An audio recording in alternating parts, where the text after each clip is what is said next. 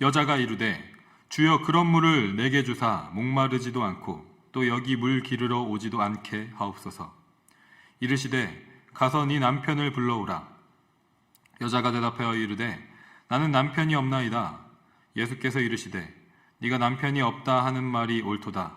너에게 남편 5이 있었고 지금 있는 자도 네 남편이 아니니 네 말이 참되도다.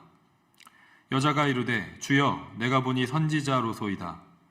우리 조상들은 이 산에서 예배하였는데 당신들의 말은 예배할 곳이 예루살렘에 있다 하더이다. 예수께서 이르시되 여자여 내 말을 믿으라. 이 산에서도 말고 예루살렘에서도 말고 너희가 아버지께 예배할 때가 이르리라.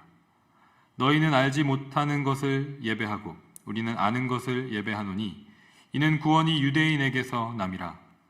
아버지께 참되게 예배하는 자들은 영과 진리로 예배할 때가 오나니 곧 이때라. 아버지께서는 자기에게 이렇게 예배하는 자들을 찾으시느니라.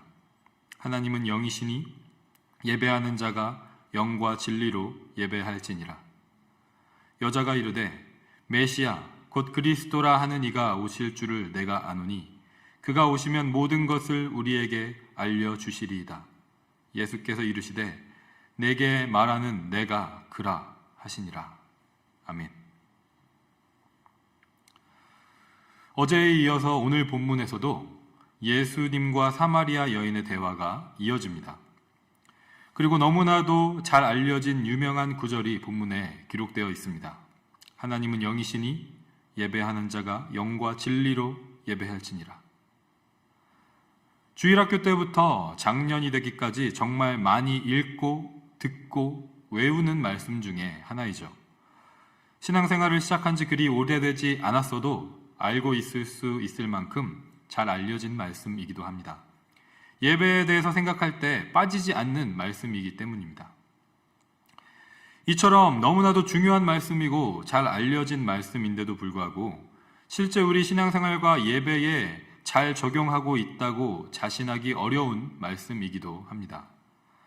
예배를 어떻게 드려야 하는지에 대한 방법, 가장 확실한 정답을 예수님께서 가르쳐 주셨는데 과연 내가 그 가르침대로 실천하고 있는지, 그 말씀을 살아내고 있는지 뭔가 자신이 없게 느껴질 때가 많이 있다는 것이죠. 또한 이 말씀의 의미를 우리가 너무 추상적으로 이해하거나 자의적으로 이해하는 경우도 많이 있는 것 같습니다. 예배드릴 때 뭔가 내 영혼이 거룩한 느낌을 받고 있다면 그것이 영으로 드리는 예배이지 않나 생각할 수 있습니다. 그리고 단정하고 깔끔하게 옷을 입고 정성껏 예물을 준비하고 교회 성전 의자에 앉아서 묵상으로 예배를 준비하고 열심을 다해서 찬양하고 기도하는 거룩한 모습이 있다면 그것이 영과 진리로 예배드리는 것이라고 또한 생각할 수 있습니다. 이러한 모습은 물론 영과 진리로 예배하는 사람들에게 나타나는 모습일 수 있습니다. 우리에게는 영, 혼, 육이 있고 우리가 영으로 예배한다면 그 예배는 반드시 우리의 몸으로도 드려질 수밖에 없기 때문입니다. 따라서 우리는 예배할 때 우리의 눈과 귀와 입과 손과 발 그리고 온 몸을 통해서 하나님을 예배합니다. 단정한 옷을 입음으로써 예배드릴 몸을 준비합니다. 예배드리기 전부터 미리 예물을 정성스럽게 준비합니다. 예배 시작 전에 일찍 와서 자리에 앉습니다. 우리의 손과 입으로 아름다운 노래와 아름다운 악기 연주로 하나님을 찬양합니다. 우리의 귀로 하나님의 말씀을 듣습니다.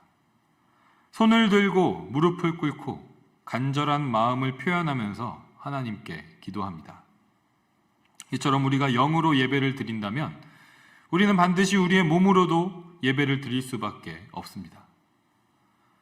그런데 반대로 한번 생각해 보겠습니다. 우리의 몸이 예배를 드리고 있다면 우리의 영도 반드시 예배를 드리고 있다고 할 수 있을까요? 저와 여러분이 각자가 스스로의 예배를 돌이켜본다면 꼭 그렇지는 않다는 것을 인정할 수밖에 없을 것입니다. 분명히 내 몸은 교회 예배당에 앉아 있는데 요즘 같은 경우라면 TV 앞에 가족들과 함께 앉아 있는데 분명히 내 입은 찬양을 부르고 있고 기도를 하고 있고 손을 들고 무릎도 꿇고 있는데, 분명히 내 귀는 말씀을 듣고 있는데 내 안의 중심, 내 영은 하나님을 예배하지 않고 하나님을 바라보지 못하고 다른 것에 사로잡혀서 다른 것을 바라보고 있을 때가 있지 않습니까? 예수님께서도 오늘 본문에 사마리아 여인과의 대화를 통해서 이 점을 지적하고 계십니다. 사마리아 여인은 예수님이 말씀하신 영생의 샘물에 대한 이야기를 듣고서 15절에서 자기에게도 그런 물을 달라고 합니다. 그래서 다시는 우물에 물을 기르러 오지 않게 해달라고 합니다. 그런데 예수님은 사마리아 여인의 말을 들으신 후에 16절에서 갑자기 뜬금없이 여자에게 남편을 불러오라고 하십니다. 그리고 이어지는 17절과 18절의 대화를 통해서 예수님은 사마리아 여인의 남편이 몇 명이었는지, 지금 함께 있는 남자와는 어떤 관계인지, 그녀의 과거와 현재에 대해서 모두 알고 계시다는 것을 보여주십니다. 물을 달라고 하는 여인의 간구에 이어서 부자연스럽게 이어지는 여인의 남편에 대한 대화 내용이 의미하는 것은 무엇일까요? 이 구절들에 대한 여러 가지 해석들이 존재하지만 분명한 것은 예수님께서 사마리아 여인에 대한 모든 것을 아신다는 것입니다.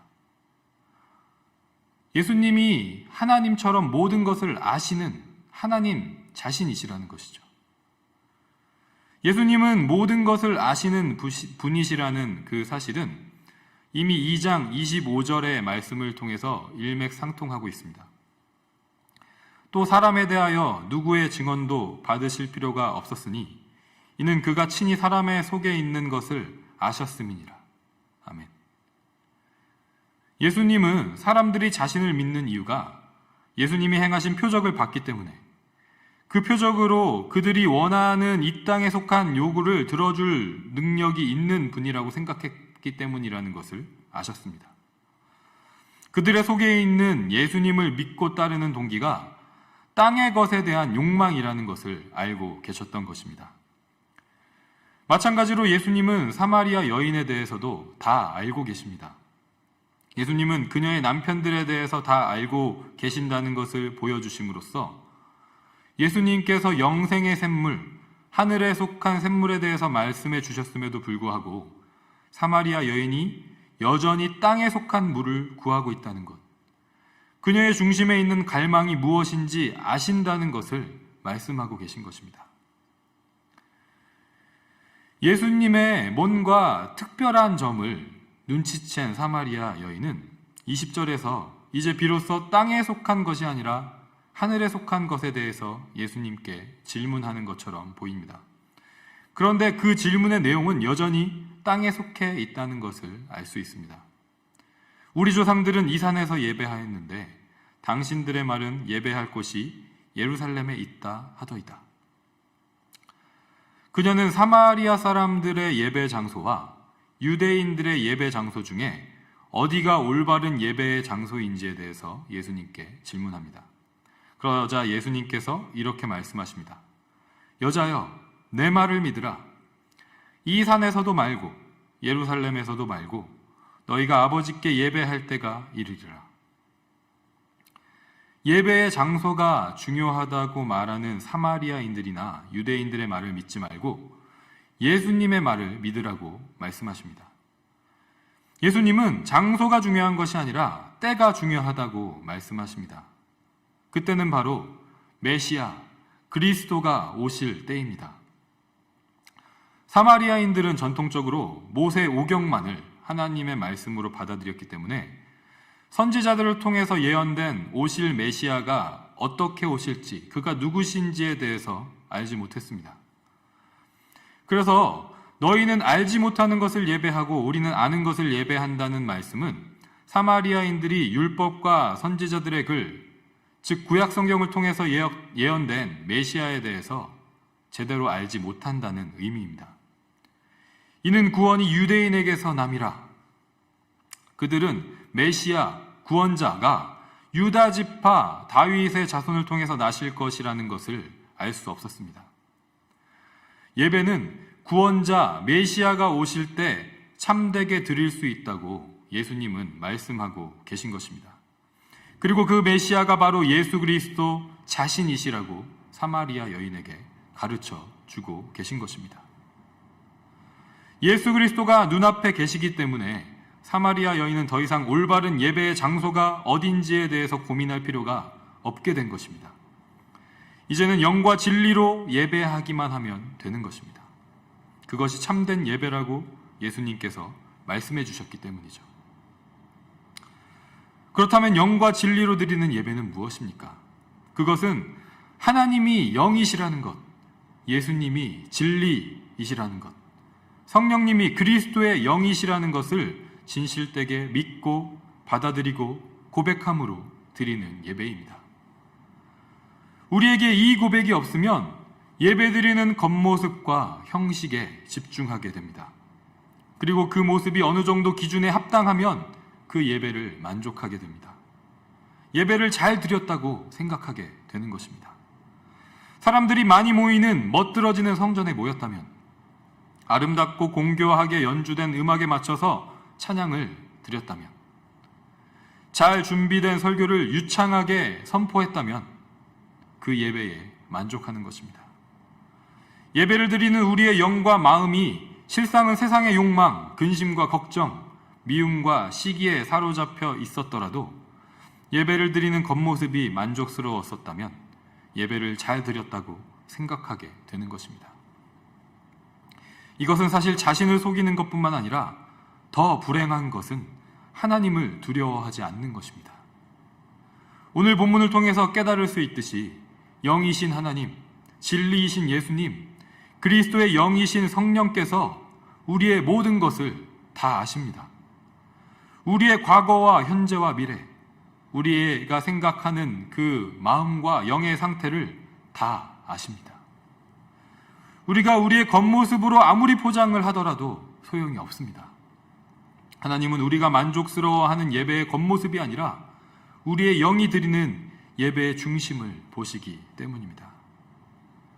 사랑하는 성도 여러분, 하나님은 영이십니다. 예수님은 진리이십니다.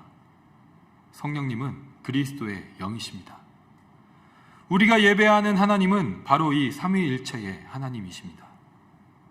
그분은 우리의 모든 것을 아십니다. 그분은 영이신 하나님을 영으로 예배하는 참된 예배자를 찾으십니다. 우리가 이 사실을, 이 진리를 반드시 기억하기를 원합니다. 우리는 절대 하나님을 속일 수 없고 하나님은 속임을 당하실 수 있는 분도 아니시라는 것입니다.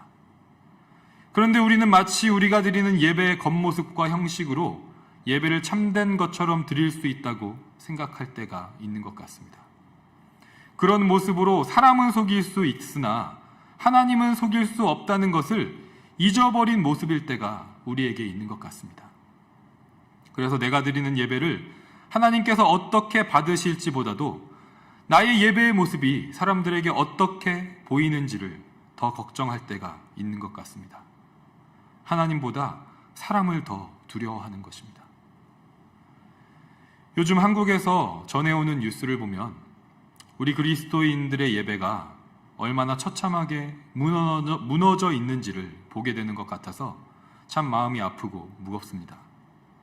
겉으로는 신실한 믿음의 가정처럼 보이고 어려운 사람들을 앞장서서 돕고 아이를 입양하면서 거룩한 삶인 것처럼 포장하지만 실상은 사람들의 눈에 어떻게 보이는지만 신경 쓸 뿐 모든 것을 알고 계시는 하나님은 정작 두려워하지 않는 모습이 이 세상 속에 비춰지는 우리 그리스도인들의 모습인 것 같아서 더 그런 것 같습니다. 2021년 우리의 예배는 이런 모습이 아니길 간절히 소망합니다. 우리의 예배가 영이신 하나님께 영으로 드리는 예배가 되기를 원합니다.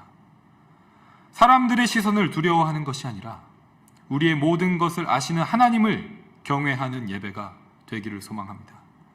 그래서 하나님께서 찾으시는 예배자로, 참된 예배를 드리는 자로 하루하루의 삶을 살아가는 우리 모든 에드몬튼 한인장로교회 지체들, 가정들, 공동체가 되기를 주님의 이름으로 간절히 소망하고 축복합니다.